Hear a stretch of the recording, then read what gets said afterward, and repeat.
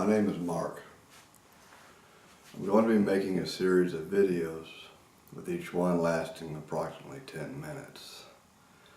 However, this first video will be quite a bit longer as this is the introduction and I need to explain to you why this first video is being released at this time.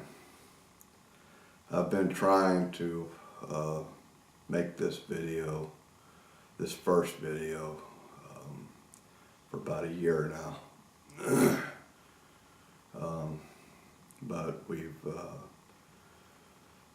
had a event that triggered my feeling that we need to release this video now. So it may take up to about 100 videos for me to tell my life story. And it's a story that is both unique and rather bizarre in how it has turned out up to this point. I want to keep each video brief. I want to avoid rambling and straying off subject, which is something I tend to do anymore. The events I'm going to be sharing with you are very personal and rather emotionally charged. Any ranting or outburst on my part or any emotional breakdown will be edited out so that we can keep the videos calm. I want to tell you this story with no embellishments and with no errors, and I'll do my best to do so. I'll be striving for the truth, and I'm going to try to achieve chronological order so that you can fully understand what happened. I'm only going to be giving my opinions and impressions, where the denials and cover-ups of others leave voids that demand answers. I will be protecting the privacy of some people by omitting their names and replacing them with nicknames or initials, or I may even assign a fictional name. I'll be asking for your assistance. I'm going to be trying to piece together facts that elude me. And I want to know from you whether the conclusions I've come to are, are logical. My memories and discussions with others. I'm going to want to see if I can use you guys as a sounding board.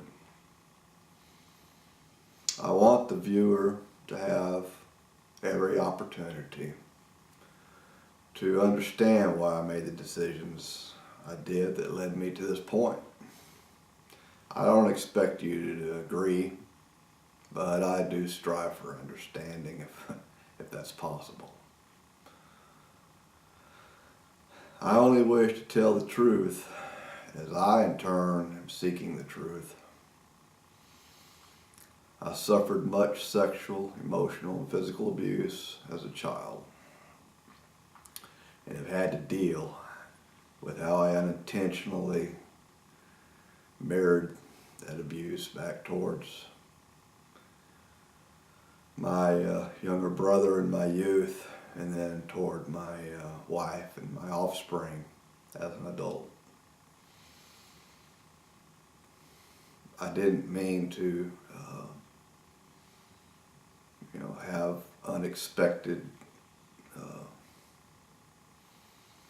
flashbacks that caused me to treat them with impatience and anger, unrealistically high expectations.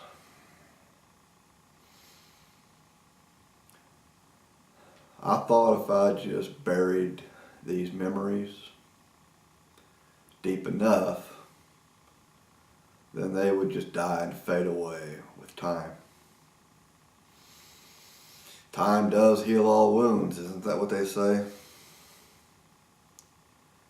Well, instead of dying, instead of merely forgetting, these bound up memories became like a subconscious cauldron in my soul. While we are not responsible for what happened to us as kids, we are responsible for how we respond to that abuse as adults. Therefore, first and foremost, I want to apologize now for any pain I may have caused others, be that pain real or perceived. And I'll tell you what perceived pain is later on. You may very well ask, why use this format to tell your story? Well, the answer to that question is I'm not Mackenzie Phillips, obviously, nor Chevy Chase, or Jonathan Winters, or any of the other numerous celebrities who were abused as kids. And now they're able to use their public and social status as a means of getting their story out. And these celebrities are able to achieve the validation that all of us who've suffered abuse seek.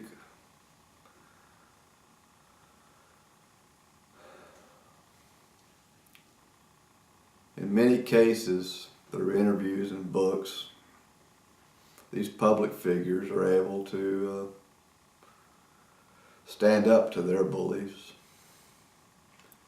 and intimidate them into silence. Their bullies have become the hunted rather than the hunters of the innocent. They've been exposed as the tormentors and the sick cowards that they are or were. Most of us who were abused have no way to tell our story, and there are multitudes of us. Many of us struggle through our daily lives playing a game of hide, lie, and deny with ourselves and those around us. We wear our Halloween mask out in public and then go home and rage over the Phantom of the Opera hideousness underneath. We live with the shame and the guilt that comes with victimization. Many mirror that abuse through self-destructive behavior, and that behavior may take the form of gambling or eating disorders, drug or alcohol abuse, criminal activity, self-mutilation, sexual perversion, or any combination of these things. Many others try to live a life of denial. I know I tried and succeeded for a few decades. I had absolutely no intention of ever telling anyone what had happened to me. I fully intended to go to my grave with my secret. Only through intense pressure from my present day oppressors, and you know who you are, was I forced to divulge not only to others but to myself these buried memories of the horrors of abuse, betrayal, and abandonment that I had experienced. My wife of then 24 years didn't even know what had happened to me.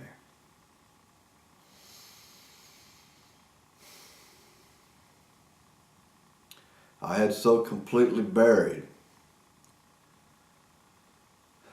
my abuse, that I had a very hard time peeling away the layers to overcome my fears of facing the realities of my upbringing. Not until almost 4 years after an apparent unraveling of my life that involved some possible neurological damage and a subsequent slow motion emotional breakdown, did I finally puke up the pieces of my wretched spiritual cancer. I felt I was going to die if I ever told anyone or even pulled these deeply buried memories to the surface. But if I could go back and choose between continuing that cover up or coming clean on what is devouring my spirit, then I would most likely just choose the cover up. I don't feel any better after revealing my shame. I feel worse. But it's too late now. The cat's out of the bag. But even as my life unraveled, I tried desperately to cover up my shame and my fear by more and more erratic behavior. I had affairs, plotted against my wife, and using my kids to do so. And this deeply affected my kids as they witnessed the demise of my facade. I will do my best to tell you what happened, but you all must know there are a few very powerful corporations and a worldwide Christian denomination, as well as, in my opinion, corrupt elements of a police department that want very much to keep me intimidated into silence for their clients' sake. Police have clients, you bet they do. They have succeeded for the last 8 years in keeping me silent. And I fully expect another wave of private investigators, another army of informants, and apparent police harassment to keep me from speaking out. You've heard of David versus Goliath. Well, in my case, it's a little ant versus a herd of elephants, and I'm the little ant. Prepare to witness a glaring example of character assassination like you've never seen before. As I and what's left of my family endure the wrath of these hounds of hell, I will be telling you how these same hired hounds of hell drove one fellow employee to commit suicide back in the 90s. He suffered a breakdown and wound up jumping off of an overpass into oncoming traffic. His family blamed my former employer and the police. But I want to let them know that they are not alone. These are very powerful people. They are able to bribe even family members to betray one another. It is amazing what people are willing to do to each other for an envelope stuffed with $50,000 of hard cash.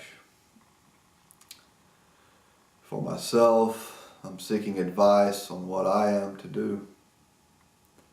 From a legal standpoint, I seek the advice of an attorney who has integrity, if there is such an animal, as to what my options are to stop the trouncing of my constitutional rights and my human dignity, or what's left of it. The pain and suffering these people are inflicting is devastating and unbearable. From a spiritual standpoint, I seek advice on how to forgive not only those who wronged me in the past, but those same people who continue to this day to oppress and ravage my family. Christ was able to forgive those who were oppressing him as they did it. I'm not Christ, and I don't know how to do it. Of course, one may ask, why can't you just talk to an attorney or a clergyman or a shrink there where you live? The answer to that lies in the extreme corruption I have faced in the local medical community as well as in the local legal community, and sadly even in the church. Just about everywhere I've turned, I have come to believe that there may very well be a vast amount of cash money from some sort of corporate or government slush fund being paid to keep me and possibly others silenced and intimidated and isolated. I believe HIPAA laws are usurped on a regular basis. When electronic medical records come into full swing, HIPAA laws won't be worth the paper they're printed on. I believe attorney-client privilege is a hoax. These laws, in my opinion, are phony and have no meaning to a patient's or a client's privacy. These laws are only there to give the public the perception of ethical and legal limits. I am left to contend with unscrupulous people, some of whom hide behind Bibles and badges. I have gotten as good of advice from atheists as I have from people who call themselves Christians. It is absolutely astounding how many so-called Christians participate in slander, bribery, and disingenuous behavior. My intention is to keep making these videos until I've told my life story up to the present. People who wish to silence me believe the end justifies the means. If enough money is paid under the table, do the means justify the end? Will I be suicided to shut me up? Will a criminal informant be used to snuff me out? Will an accident be staged? Will more gunshots take place behind my home? Will more low-flying police helicopters come over my home? Will there be more false traffic stops? More false 911 calls to my residence? Will a break-in be staged? I think at a minimum, intense slander awaits me from the most surprising of places. Well, we'll find out the answers to these questions somewhere along the line, I'm sure of it. In my next video, we will start from the beginning and look into my dad's life, up until the time he married my mom. It won't be too exciting, but the background to my life needs to be set in order for you to understand the sickness that permeated my childhood. I believe my dad was, in a sense, victimized as well. Not in his childhood so much as in his marriage.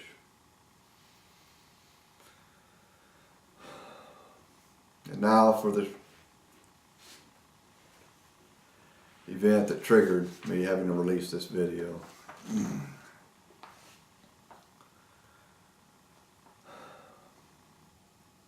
We've received a possible veiled threat. We have an estranged and hostile family member who hasn't lived here for 5 years. and has stated never wanting to see us or even return to this state, much less live in this city. Well, we have received 2 jury summons and a voter registration card made out to this family member, but sent to our address.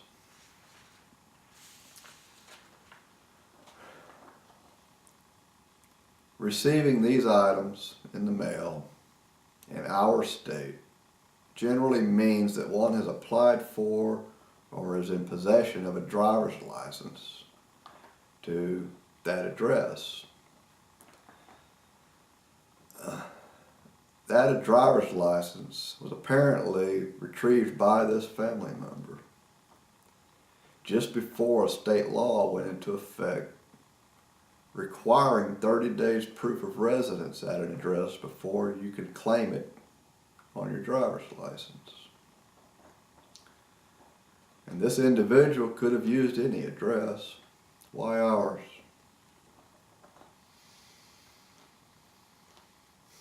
Also, very recently, we've been getting phone calls for this individual going to my phone. And this individual doesn't even know my phone number. It's a new number. So why is he having his contacts call me? Is this some sort of shadow stalking? I don't know.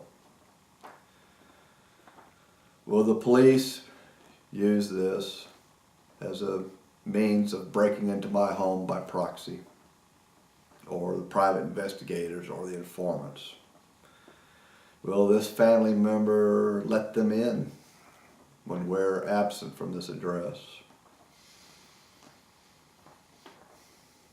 Will he break in for them and then claim residency here? We've had quite a few little strange events lately, and so that's why I've released this video. Like I said, the next video will start from the beginning. It's going to take a long time to tell you what happened. See ya, I hope.